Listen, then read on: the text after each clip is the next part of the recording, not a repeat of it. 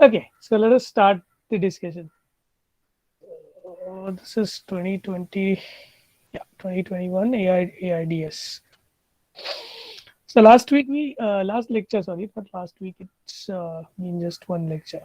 So last lecture, we just had a brush about what do you mean by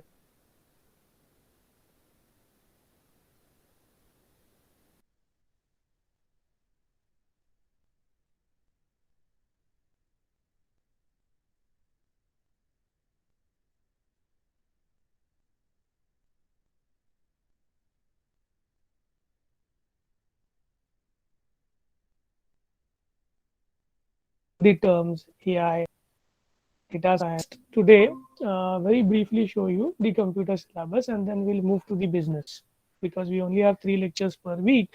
We can't waste time in hearing stories and all. Okay. So let us now just see the syllabus of computer engineering. Since the class is a mixed type class, I'll need to show the computer science engineering syllabus or computer engineering rather syllabus. So it is CSE 604. Uh, the basic idea of this subject is to make you aware of the techniques which are underlying in the design of intelligent systems. So if I want to design an intelligent system, what are the techniques and tools that I have, okay, that student should be able to conceptualize and student should need to understand those ideas to make the student understand and explore mechanism of mind that enables intelligent thought and action.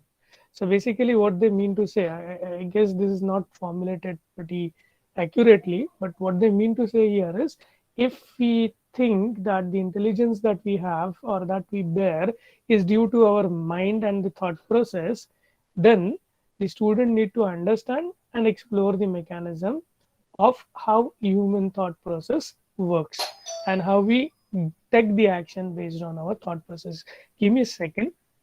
This happens when you're taking lecture from home, somebody's at the door. Give me a second.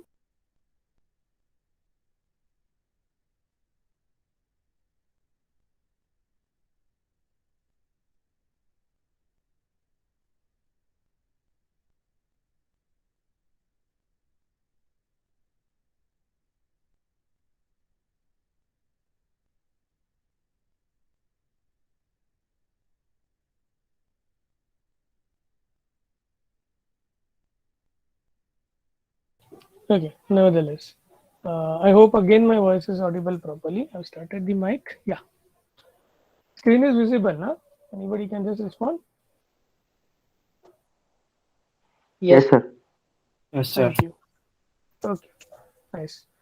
These are the course objectives that we are looking at. I was talking about second course objective.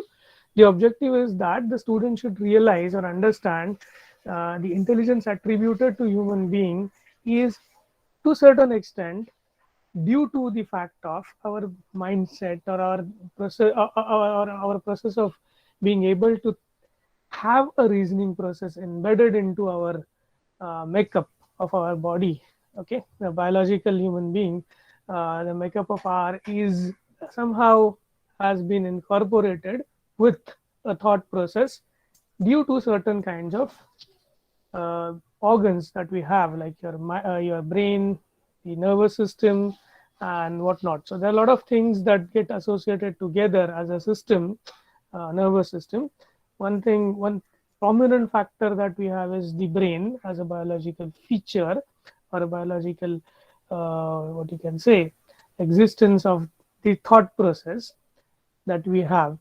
So you should be able to understand and realize how exactly these things work and can we actually model these things in order that I can write certain uh, code or certain programs which will try to mimic these abilities. Okay, so in order to have these abilities into our code so that the code can also do the reasoning process or the code can also do the thought and action kind of sequences, the thought process and a corresponding action. Action करने के लिए बीच में क्या होता है, thought process gives you enough insights. Using those insights you take a decision to impart what action you need to impart and then you apply the action. So this is the cycle. काय बोलायचं हे तुझ्याचा code Somebody लागतो has kept his mic on. Can he switch his हा mic off? हा त्याला बोला Aparna, असं आहे माझी काय जबरदस्त Aparna, you can mute your mic. Yeah, thank you. Make sure that you keep your mics off. Sometime it may happen accidentally that you start your mic. No problem. Okay, so this is exactly what or how we go about doing our actions. We don't take actions for just for the sake of taking actions. Even if there is a burning fire and your hand goes near it, you involuntarily sometimes take your hand out of the fire. Yeah, but even if that action is happening involuntarily, that is you're not giving a thought to it whether to keep that hand over there inside the fire or remove that hand. Okay, that instantaneous action is actually encoded into your nervous system so as a reflex action. So obviously there might have been certain previous experience of yours which showed you that if I keep my hand near a fire, or if I keep any of my body appendage near a fire, I get burned. Somehow this information is there available to you, and your thought process judges that the action that you need to take, or the decision that you need to take is to remove your hand rather than to keep your hand in the fire. Okay. Excuse me, there are certain messages. Let me check. No messages for me. Fine. The next thing is so this particular thing is what we are supposed to learn. So how this thought process gives me insights such that I could take decisions, or without also thought process, can I build certain models which may resemble this process of my human mind, that is to uh, reason, understand situation, identify what action to do and perform the action, see the results, again reason and continue.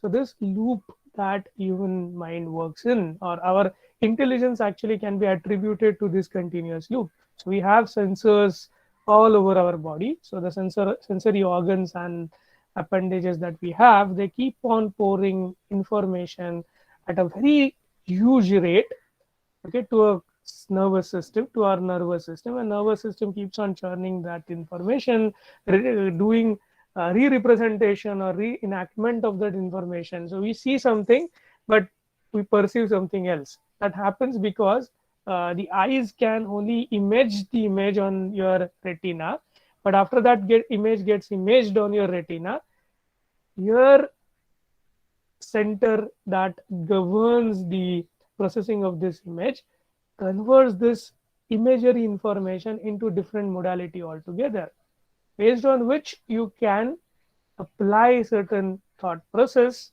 which may involve reasoning as one of the key ingredient in order to understand what is being there in the image. So last time I actually showed you a picture of my screen and asked you what is this, and I wanted two different perspectives, and I really got two different perspectives. One of you actually judged that it is a Chrome browser where I have opened multiple tabs in the Chrome browser. Other person was looking at gave a different answer, and that is exactly what makes us unique as human being. That everybody from a different perspective can judge the same thing. So that is that involves certain degree of difficulty in all these cognitive behaviors that we show. Okay, hearing, seeing, touching, not touching and other sensors are very much routine things. So smell, touch, then the thing like taste, these sensors are okay.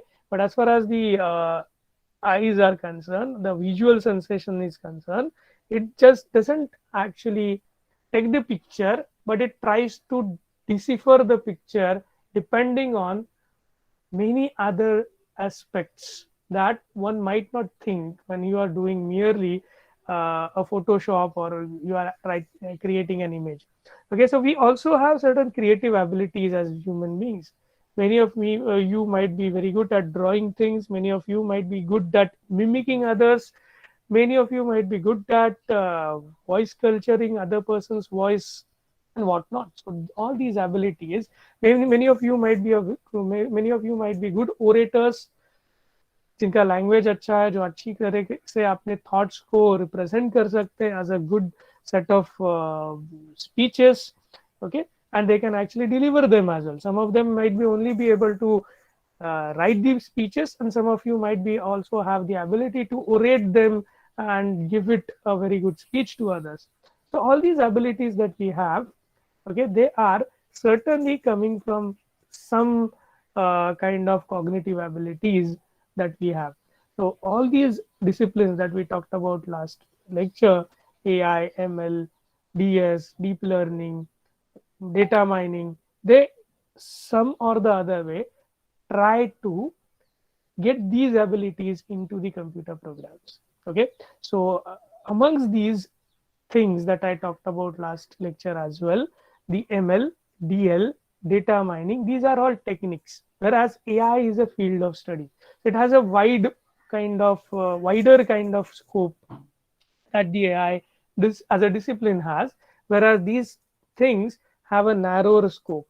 Although they all are working in the same field of application, they're all trying in some or the other unique way to try and build artifacts. They are more human-like, or they are more not necessarily human-like. They're more intelligent in a way that they can improve their performance in a situation, in a given situation. Okay, so that's a bit of sideline that again I'm talking today, because I want you to understand the differences and distinguishing points between these fields, because that comes very natural कि इतने सारा अपने पास material आता है कि हम लोग बहुत बार वंडर करते हैं, even people like me also wonder कि where exactly AI stops or AI technique stops, and where exactly ML, machine learning, other things actually start. Okay, so you need to understand there is a thin line, very thin line. You can't identify where exactly you stop talking about AI and start thinking about, say, ML, or start thinking about, say, deep learning. Okay, but there are distinguishing points. So you should be, whenever you are learning these, some of you might learn it in this course, some of you might learn in some other course, but whenever you are learning these about these disciplines, you should be able to clear cut understand what it means to be doing particular a course related to a particular thing. So what is expected out of you? Okay. The third thing, to make students understand advanced representation of formalism and research techniques. Okay, so this particular thing, search techniques, is a very important thing, important topic, and that topic we'll be actually learning early in our syllabus. So these objectives generally are laid down in a sequential manner, but in this case they are not laid down in a sequential manner.